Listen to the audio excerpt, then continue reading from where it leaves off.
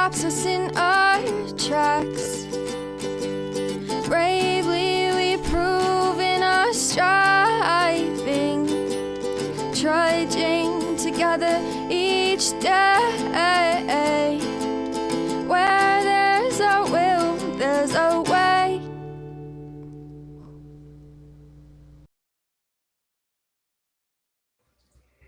Good morning, everyone. Good morning, my fellow trudgers. Who's using extra resource? Why is it doing that? Okay, we're going to get rid of that then. There we go. Now it's not an extra resource, but good morning, everybody. Welcome to the Daily Trudge. It is Wednesday, April 30th, last day of the month. Today joining me is my friend Christine. Christine, thank you for taking your time to hop on here and yak with me a little bit. We usually spend this time talking with each other each week. How long have we been doing that now? A couple months. Yeah, we've been doing it about 3 months, maybe 4. Mm-hmm. It's been some time. Yeah. And thank you for having me. I really appreciate the opportunity to be on here with you. Absolutely. You know, we talk real well together. We get along, and just to let my listeners know, which I'm surprised none are here, get your butts here, people, would you? Christine and I actually met through first we met we were both at the same meeting. Were we at the detox meeting together? Yeah, but I believe Emma we had met introduced us, before right? that. Yeah. We had met at least virtually before that. That's right. Yeah. Emma had said, "Hey, Dion, there's and Emma works for Adams County, but she said, yeah, Dion, I know somebody that I think you get along really well with, and we've been talking ever since. And what I really like talking, the reason I really like talking to you is we're both in recovery. We both kind of have the same mindset, but we have different experiences. And I appreciate that's something that I really appreciate. I love that we have the same purpose, though. Yeah, we do. We both have the same intentions. Human. Yeah. In any of their struggles. Yeah, and that's where we can find common ground. It's what I call a landing place, where it's just a place where we all kind of get to and agree on. Man, 3 minutes and nobody's here yet. What I'm going to do real quick is I'm going to check to make sure. Okay. Just making sure chat was working, because, if you talk, they will come. Yeah. Well, I'm not worried about whether somebody's here or not. What happens sometimes is they come on and they're here, but chat isn't working. So I was just double checking that. Yeah. But today we're going to be talking about maintaining your sobriety through tough times. See, now there's 2 people here. Let's do this first. We got to do the welcome to Daily Trudge. My name's Dion. We got Christine here today. If you're here, please say hello, whether watching the live or the rewatch. For my rewatchers, I got a lot of rewatchers. That's just a fun word to say, rewatch. Yes, I like it. And I am also live on Facebook, so people can join through there. All right, yeah, I made it. I make these so that the person joining us can also invite people. Absolutely. Good morning, Leisures. Good to see you, brother. Good to see you. Good morning, sir. This morning we're talking about maintaining sobriety through tough times. Do you mind if we talk a little bit about why we came up with this topic? Do you mind covering that? Sure.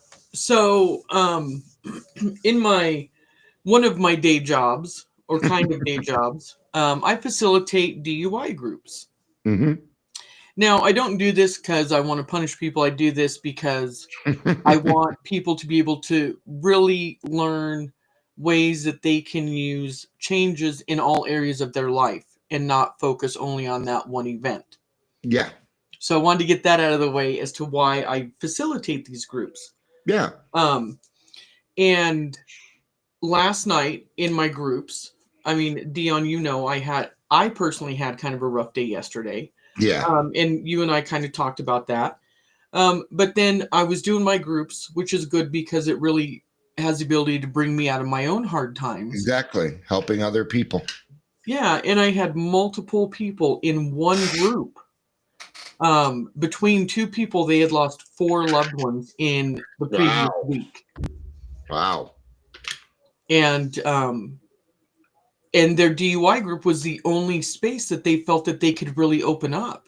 Oh, man. And I know that that was a threat to their sobriety. How could it not be, Absolutely. right? Yeah. Because the people we're talking about have been on their sobriety journey since they got their DUI, presumably. But for most Mhm. of these people, it's a couple of months removed. Sure. Now, I don't know about you, Dion, but I know that when I was fresh in my sobriety, um, the death of a loved one actually did happen, and it did not impact my sobriety in a positive manner, Okay. Yeah. right? Would you say? Because we were Yeah. talking, Well, you don't have the skills or the tools yet to really deal with grief. or the And there's dopamine reserves to so that you feel good enough to be able to cope with something like that. yeah, yeah. Or know that you have something else. And, even though um it was nice that they had a place to go to and talk about it though, because if they would have just kept that inside and not said anything, you know, so the way I see it is, since they did bring it up, they are wanting to stay sober, Yeah, because otherwise they would have just kept it inside, left the group, headed to the liquor store, and that would have been that. yeah. Or they would have just not shown up, Yeah, right? We yeah. know that when we are in active use, a lot of times if something makes us anxious, we have a couple of choices. Hmm. Either use or to not show up. Yeah, yeah, Because doing either one of those things will make it easier for us to handle the moment. yeah. And that's what the brain wants. It's its job to figure out the easiest way from point A to point B. And Oh if the yeah, only tool that we have in there is alcohol, that's what it's going to go after. That's what it's going to seek, is that easier, softer way, right. unless I tell So it something different. you know why that happens? So, our bodies produce 3 natural feel-good chemicals, right? Uh-huh. We have serotonin, which gets us through our day-to-day tasks. We have dopamine, Mm-hmm. which is probably my favorite. And those are the things that Dopamine's give your you favorite. that jolt of feel-good energy. Like Yeah. I'm getting a shot of dopamine seeing your kitty cat behind you. Yeah. And That won't leave me um, alone. and then we have oxytocin.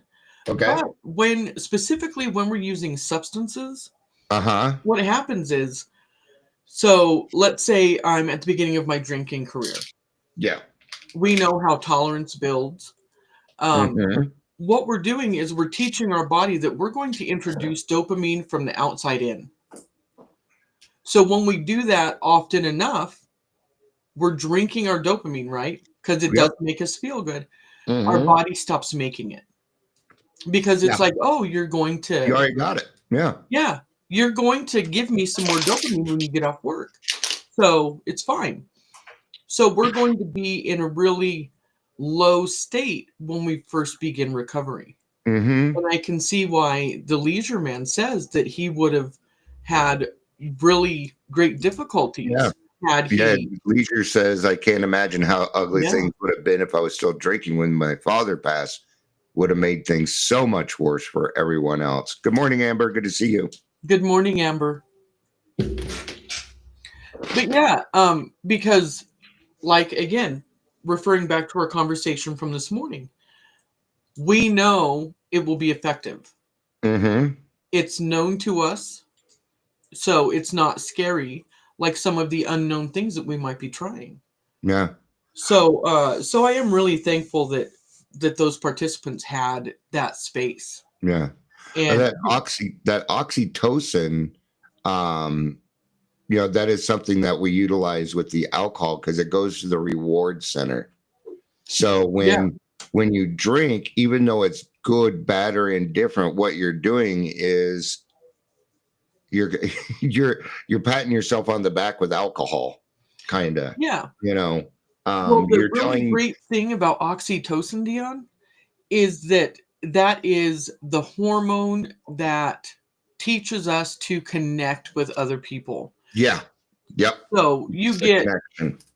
scientists say that if you hug somebody for 20 seconds a day, Yeah, you are meeting your oxytocin yep, goals. yep, But what do we do when we're sitting in a bar bonding over things with new people and hmm we're introducing dopamine from the outside? We're also kind of artificially receiving that oxytocin. yeah, yeah, and then we can use it up too. You only get a certain amount each day. Is that correct? Well, I don't our know enough bodies about make it. more or less depending, Uh huh. but like when you look at something like serotonin, they prescribe SSRIs, which is to increase serotonin uptake in the brain because they believe that that will help people in depression, is to Yeah, help them activate more serotonin. yeah. hmm So our bodies have our own limit. Like Yeah, it's a very individual and limit. it's like vitamin C. Yeah, you can take a bunch of vitamin C, but your body's only going to hold on to so much and Yes. get rid Yes. of the rest. Thank Yeah. you. Yes, because you only have a limited number of receptors in your brain. hmm And now, Especially as alcoholics.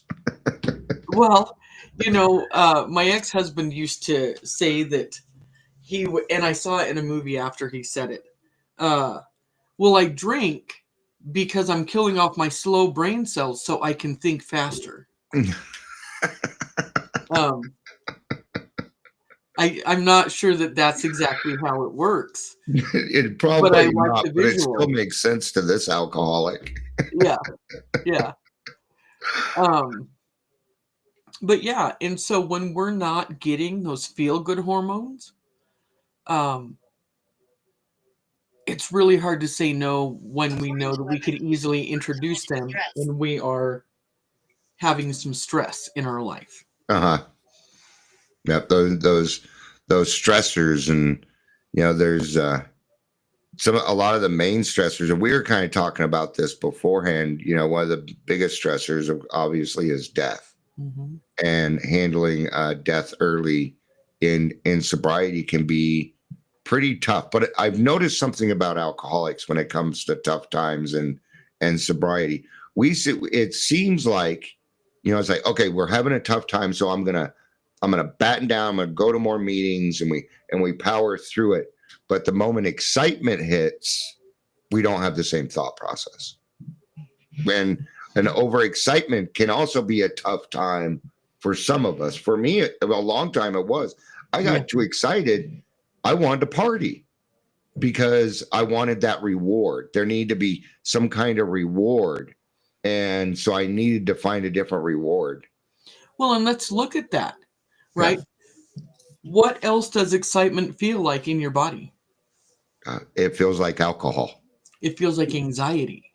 Anxiety. Yes. Yes. Thank What you. what do we treat with it for what do we treat anxiety with if Benzos we are mostly. alcoholics, Yeah. right? If you go to the doctor, they're going to hand you lorazepam or Ativan or one of these other ones to help you with your anxiety.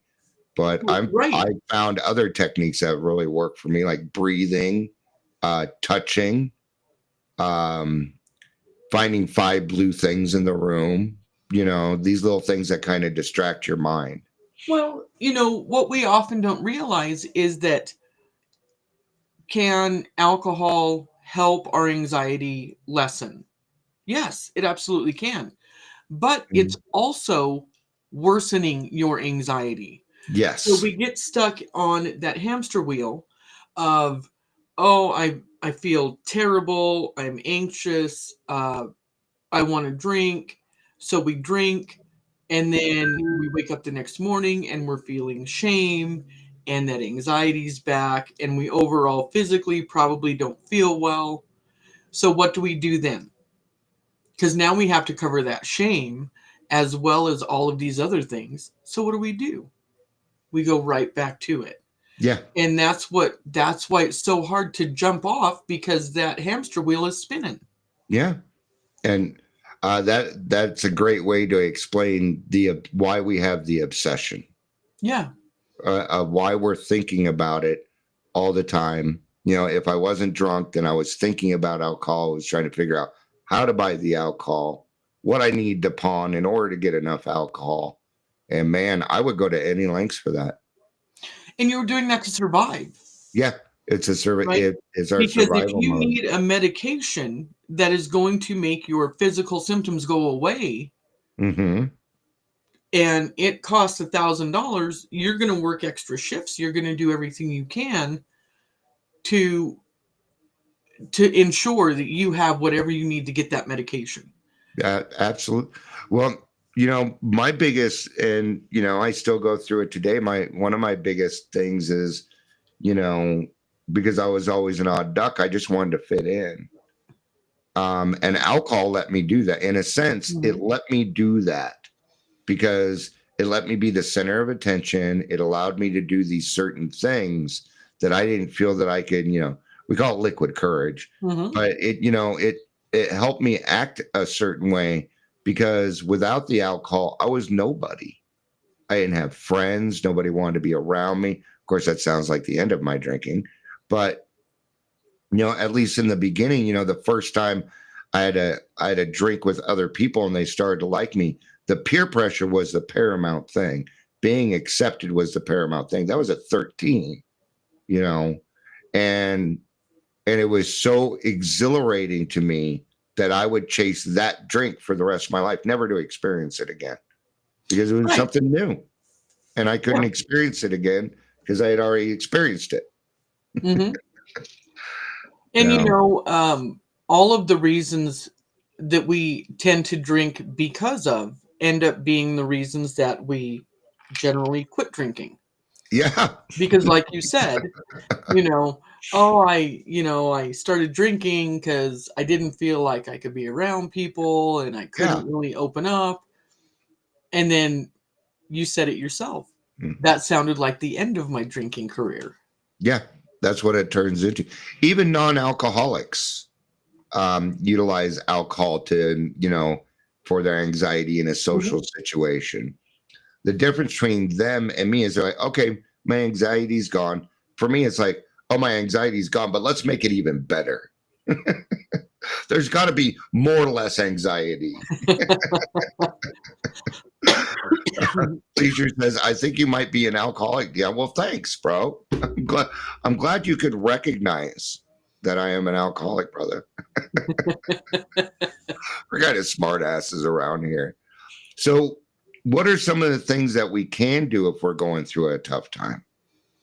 Number one, and I mean this sincerely, use your support system. Yeah. The way I look at it, and the way that forced me to start using my support system, was I was going through a tough time. My brother-in-law had just passed away. Okay. And I was changing jobs, and COVID was going. A lot of stuff. I had just bought a house. I mean, if it was the thing you hit 3 of the 5 here. Yeah, absolutely. Well, no relationship, so I didn't. You didn't get married or divorced, so there we go. 3 out of 5 ain't bad. My baby is 32. Okay. Yeah, 32. And I was laying in bed, just kind of overwhelmed with life, and I thought to myself, because my first thought was, oh, I could just walk to the liquor store next door. Sure. But then I started thinking, what if my best friends were going through this and they didn't reach out for help to me, and they didn't talk to me about what was going on? Sure. How hurt would I be? Yeah.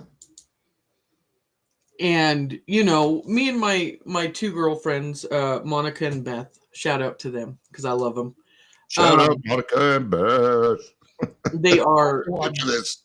They are serious lifesavers. And I don't know about you, but when I'm typically overwhelmed, I tend to lose the ability to make decisions, Yeah. which is another noticeable thing with people who might have a substance use disorder, Yep. right? Looks a lot like it. Sure does. So I called Monica and Beth and I said, this is all of the things. What do I do? Yeah. Monica said, drop 2 classes. Beth said, quit your job. So I did. And the pressure that was lifted immediately because I had 2 people who really did have my best interest at heart. Yes. And I used that support, which in the history of my life, I had never done. Because we tend to think, oh, I don't want to be a burden. Yeah. Do you know what's a burden? Knowing that you were suffering in silence and I was right here with the ability to help you. Yeah. Yep. That's a burden. That is a bigger burden. Knowing that your friend is floundering around and won't talk to you about it. And it's not any different than that wouldn't be any different than when I was drinking and my mom was up half the nights wondering if I was alive, that she was going to get that phone call. It's the same feeling. Yeah. It's almost dread. It gives us that feeling of not being good enough. Yeah. Why would they not trust me with this when they know that I love them and I have their best interest at heart? And you know what? It might not even look like your very best friend. Last night, I was able to be that person for 2 people who were struggling, and they knew that that group was a safe place because I've told them, I understand that your journey in recovery is difficult. And I also understand that you're not necessarily here willingly. You're here because the legal system says you can't drink. Exactly. You're trying to adhere to that. And I'm trying to help you get skills to function in all the areas of your life. Yes. So I've told them, if you need extra support outside of just your driving offense, you can bring it to this group and we can talk about it. We could talk about ways to cope. Yeah. And one of the reasons why you and I get along, it's about meeting other people where they are at and then providing the right resource and just even holding space for somebody for 10 minutes while they cry and let them know that, hey, you're here. It's okay to cry. It's okay. It's okay to be this way. Yeah. Never apologize for feeling your feelings in front of me. That's right. Yeah. Cause growing up, I was taught, boys don't cry. But men don't cry. And, I cry often. I could never, so I got a lot of flack for it. But are you calling Aragorn not a man? What'd you say? I'm sorry. Are you calling Aragorn, son of Arathorn, not a man? Yeah, that's right. Because he cries. By the way, there's going to be a lot of Lord of the Rings references here. So, did I ever tell you that my daughter has the same birthday as Bilbo and Frodo Baggins? I think you did. Yeah, September 22nd. That's really neat. A little fact I like to pull out, like it does anything, Now, there are other ways, but I think there's a balance here because there's one, you can also work with other people, but we can't work with other people and deny what we're going through at the same time. There's a balance in there. I'm gonna utilize the saying, let go and let God. And not everything needs to be let go of. There's some things that we kind of need them to stay, right? And we need to work through those feelings, right? Yes, absolutely. There's always going to be a part of us that we have to protect. Yeah. Or that we feel we have to protect, that we can only show people that we know for a fact are going to be there. Yeah, that are accepting. Yes, because like you said, showing up and holding space is one thing. Consistency. Yeah. Be consistent. If that was the very first thing I learned in college, when it comes to being a counselor. Yeah.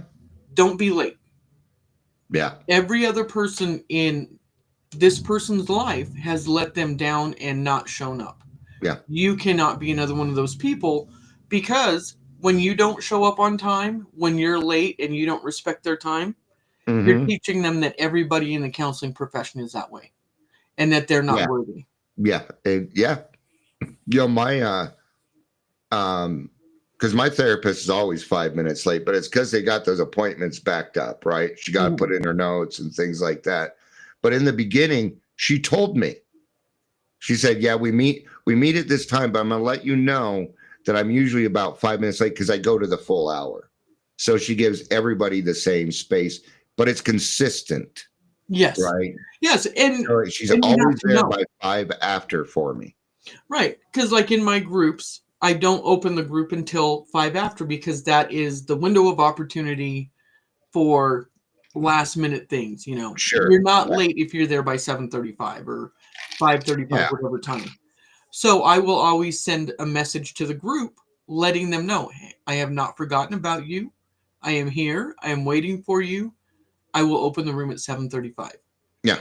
Because for a new person coming in, their first thought's probably going to be, "Oh, I'm in the wrong place. She forgot about me."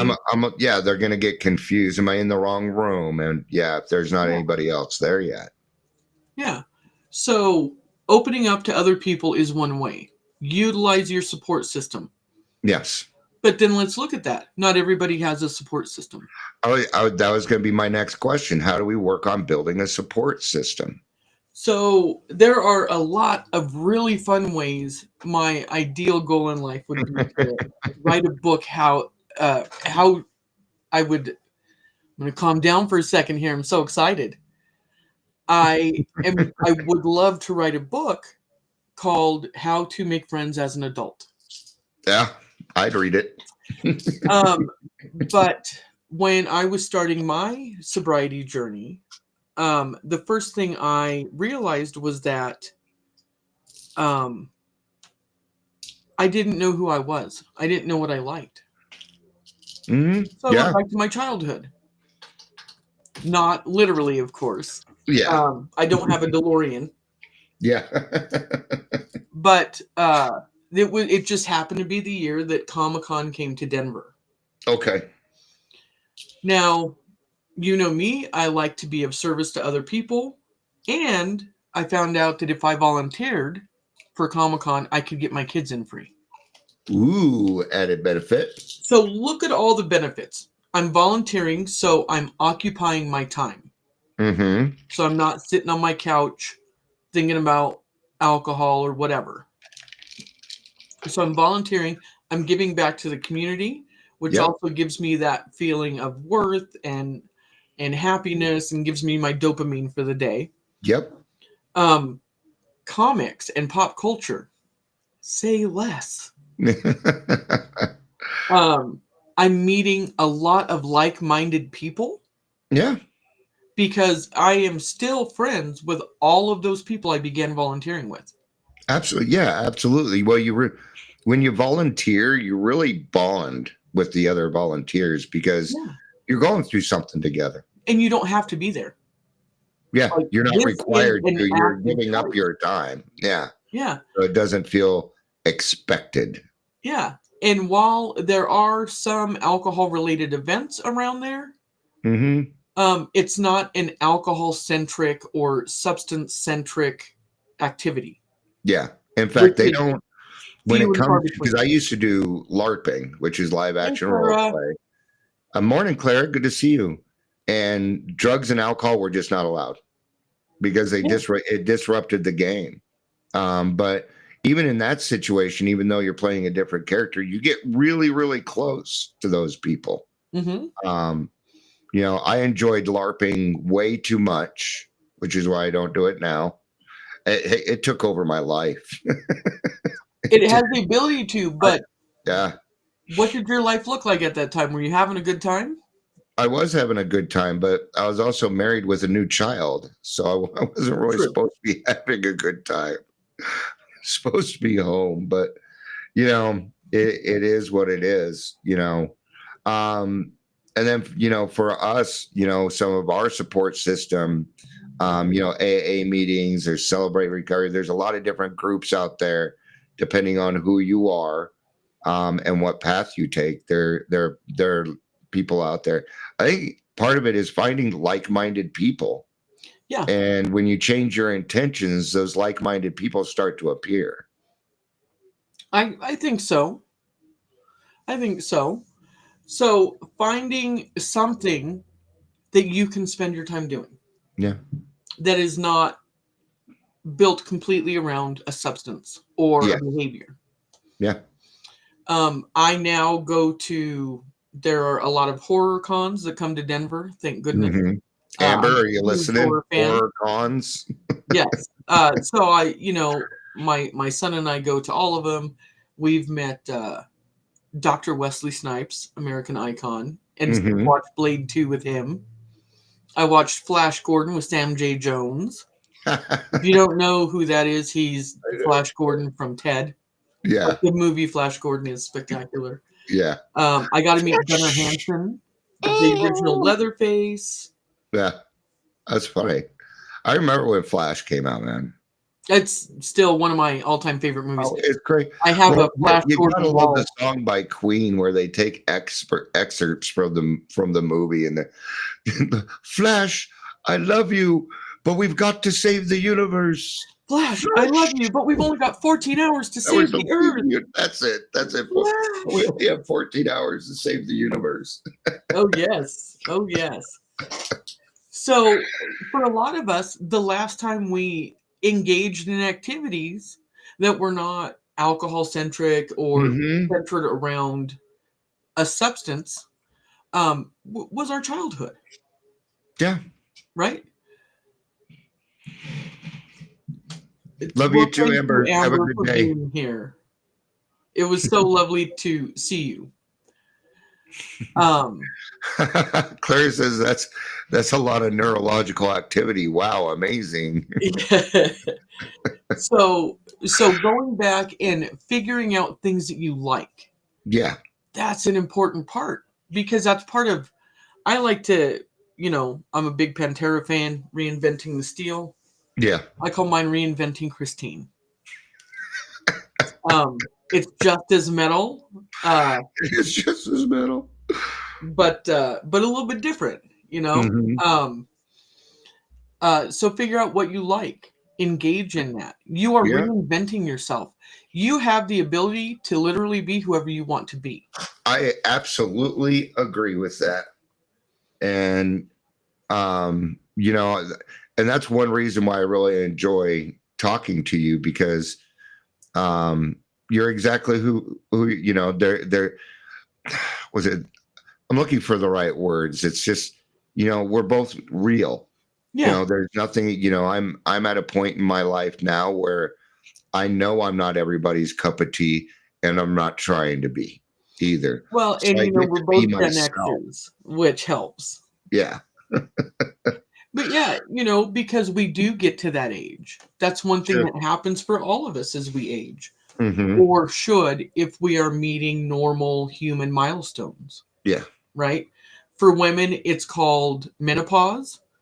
For Yeah. men, it's called a midlife crisis. Hmm. I kind of feel bad for men when it comes to that, because you don't have as many outwardly showing symptoms to let you know that that's what you're going through as women do.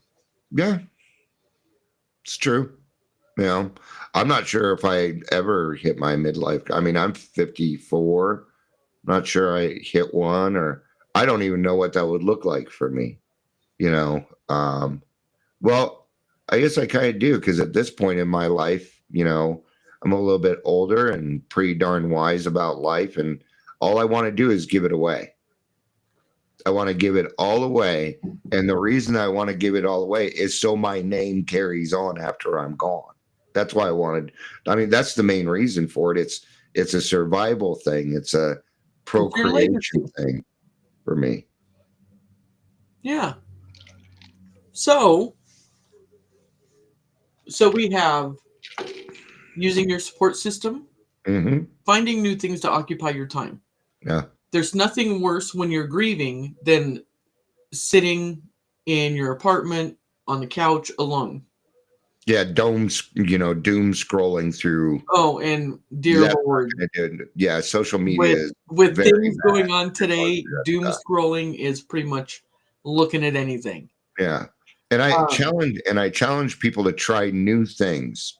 yeah. Try things that you're not good at, because what that does is it challenges the mind, and it starts to set these little mini goals for you that will help occupy your time and help you heal. Do you want to know my favorite part about what you just said? Yes, I do. I You always know, like talking about me. there's another reason that that's important. Huh? Because when we do new novel activities, when we're trying new things, even if, let's say, we smoke cigarettes, Mhm. smoke with your non-dominant hand. Uh, if you haven't heard any new music, get online, listen to the new Acid Bath. Yeah. Listen to something that you normally would not. Because Mhm. when we are having these new novel experiences, what is happening is we're building new neurons in our brain. Yes. Do you And know we what need new neurons in our brain means? It what does means, it mean? yes, brushing your teeth. And telling yourself while looking in the mirror, I love myself. I love that. I used to write it on my mirror in red lipstick. Nice things about myself. Because I would have to see them. Yeah, And it's not always easy to talk nicely to ourselves.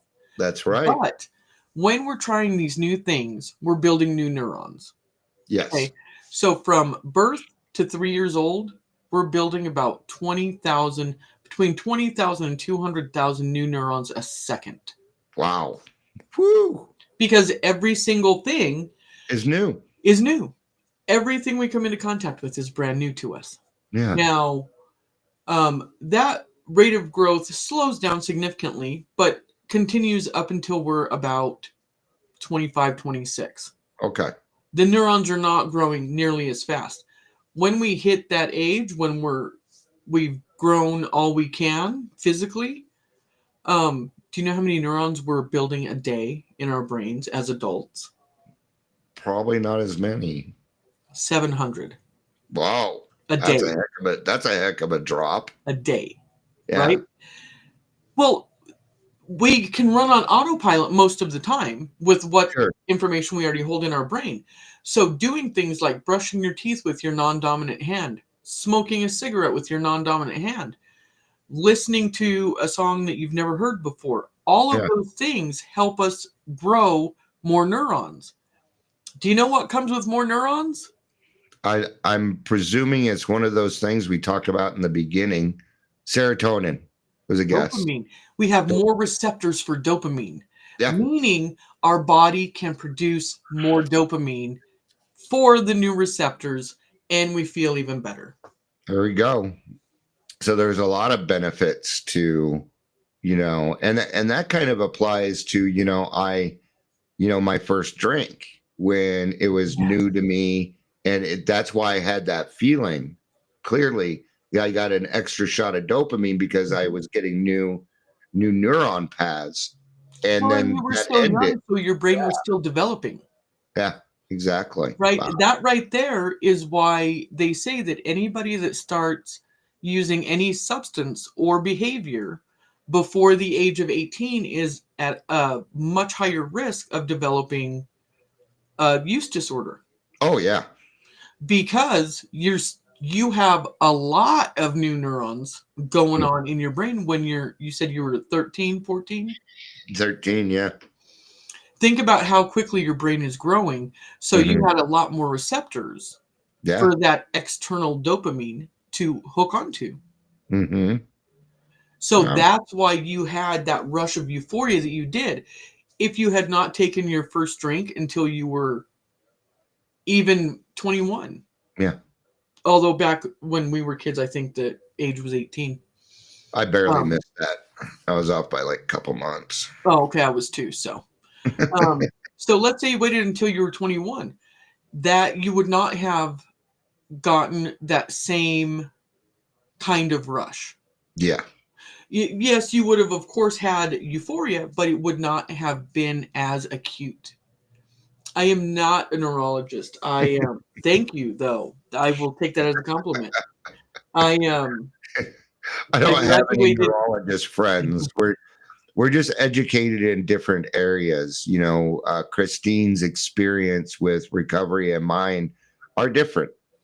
You know, I Yeah. go to AA and Christine, I would you're more evidence based treatment, I would Mhm. presume. You know, CBT, that sort of thing. But if you notice, her eyes shine just as much as mine. You know, so Well, we have the same goal. yeah.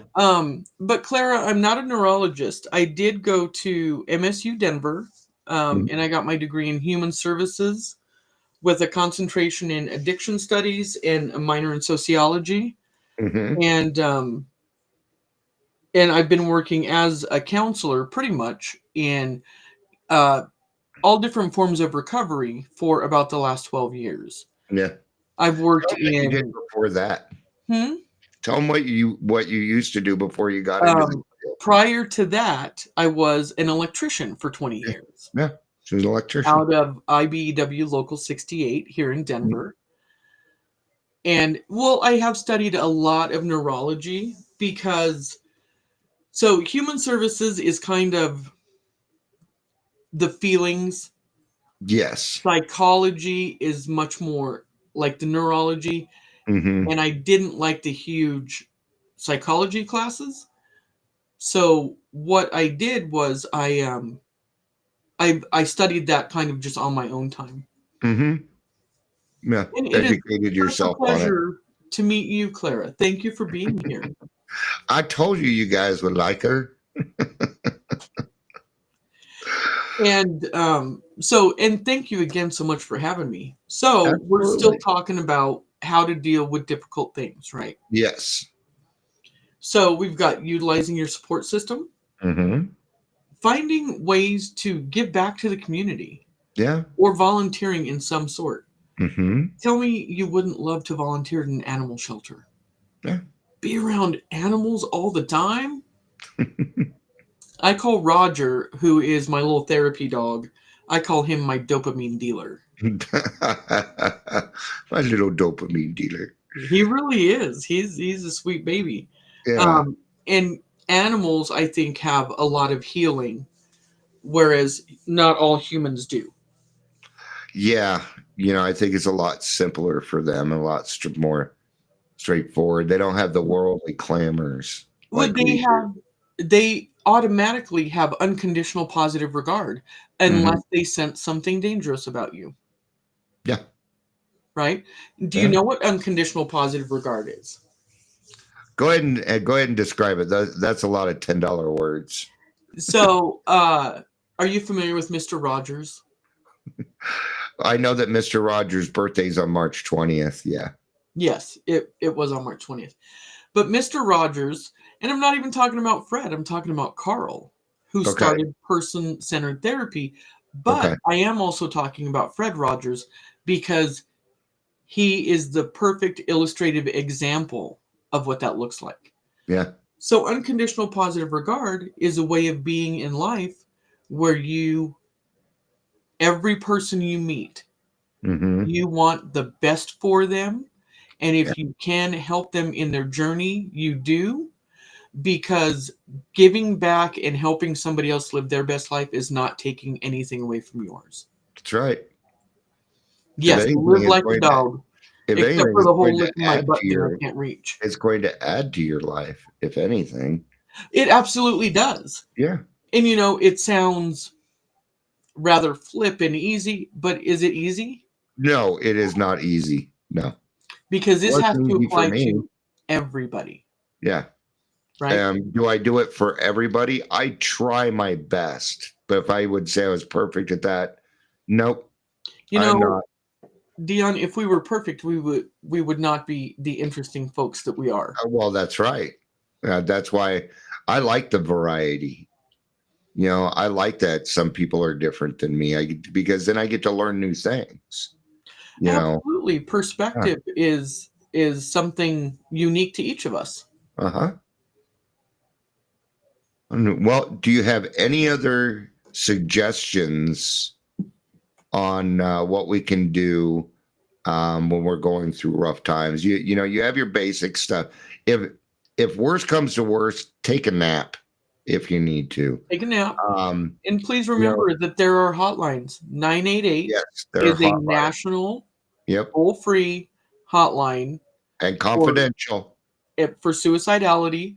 Yeah. In the Denver metro area, we have several crisis walk-in clinics. Mm-hmm. There's one on Colfax and Claremont, Mm-hmm. and there's one at 2206 Victor in Victor Street. Aurora, which is on the Fitzsimmons campus. Yep. For now, Um, it's moving in 6 months. yes. But there are crisis places out there, so please, if you Mm-hmm. need those, please utilize them. Yeah. Or, you know, if you need to, you can always reach out to one of us or me, or, you know, we're pretty easy to, I'm pretty easy to find, you know. Um, I'm going to throw a little bit of AA in here, you know, while we're going through that, you know, gratitude is a good way to go. Talking with God and praying, and meditating and asking for direction, some service work. But if you're going through it, because the saying is we're not all sick on the same day, throw yourself in the middle of your AA group and let them love you until you can get to a point where you can start to work with it. Um, Hard times, especially grief, has no time limit on emotions. It can No. be 20 years later, something pops up and you'll start crying, because we miss those people, you know. Um, Try celebrating their life instead of worrying about um, what you could have done differently. Well, and grief is unexpressed love. Yeah. It's all the love we had that we did not get a chance to say. So Mhm. remember that Yeah. and use that love that they would have given you, use what you have in you for you. Yeah. That is what your person would have want. Yeah. Because that's what I would like. I would rather that you take that love and hold on to it and know that I loved you very much. Absolutely. That's what I would prefer. Um, it's been great. I appreciate you being on. Thank you so Um, much for having me. Absolutely. And I think every other week we could maybe the um, second and fourth Wednesdays we could do this. We do it every Wednesday, but I kind of like my talks with you. It's something that I need as part of my support system. And I'm going to be selfish about it, and I'm not willing to give up all of it. So, I totally get that. And I wanted to say to Clara, I drove from Fort Hood, Texas to Colorado in labor so I would not have a cool. child in Texas. And he was born at Fitzsimmons. And he was born at Fitzsimmons. Oh, that's cool. Yes. And also another resource I forgot to mention, there are a lot of online free support groups, Yes, there are. especially for deaths of Yeah. misadventure. Hmm. And when I say that, I'm talking about people who perish from overdose, Yeah. from suicide, from homicide, those that really have the ability to isolate us Yeah. from everything in the world. Because as somebody who has lost multiple loved ones in all of those ways, Yeah. I know that my friend ship circle lost a lot of people in it when that Hmm. happened because people were unable to talk about my person or talk about the subject Yeah, for because fear of my reaction. it felt like it was none of our business, or yeah, some things it's just harder to talk about. People don't want to hear about overdose and murder and those things. Those are hard ones to talk about. A Um, really great resource is Grasp. Grasp. They Okay, what do is Grasp? online. I Okay. can't remember what it stands for, Okay. but if you just Google Grasp support groups, they're free, they're online, so they're available anywhere. And I believe they do have an in-person option, but it's specifically for people who lost loved ones in those ways because they don't have anybody else to talk to. And that makes sense too, because there you have a common bond of, because, and it's just not an alcoholic trait, but a lot of people tend to think they're terminally unique, that they're so different that there's nobody else out there like them. And that isn't true. I mean, even Statistics the will tell you that's alcoholics not know true. their place. Yeah. When It's we not. say we're 1 in a million, what we're saying is that there are 637 people in the world just like us. There we go. It's funny. But It's true. Well, and I think we need more of that. And we shouldn't be lumping everything together. Everybody kind of has these, I call them arenas, and there's a right arena for everything. Like Christine and I were talking about a few things before we got here. But this would not be the right arena for that, because we were figuring things out and, talking about some other people and how we'd work with that and things like that. It doesn't belong there. So finding the right arena for what you're going through is kind of important. But there's a lot of support out there. If you can't find it, let us know, because we'll find it for you. We're the hunters. And we got a lot of resources. Christine and I both have a lot of resources. Yes. Well, thank you so much for being on. I appreciate it. I appreciate you having me so much. I've had such a great time. Yeah. And your listeners, your participants are wonderful. Yeah. Yeah. I got a lot of, they're my friends, actually. Good. I see these people every day, sometimes 2-3 times a day. So just a reminder, today we have our meeting at 2:00. The in-person meeting is also going to be online. You can find it on DACA, and we have our 5:00 meeting today. So thank you, everybody, for being here. This is kind of my ending. It'll feel weird, Christine. So thank you, everybody, for being here. I appreciate it. I love you. You know I do. Peace out and have a day.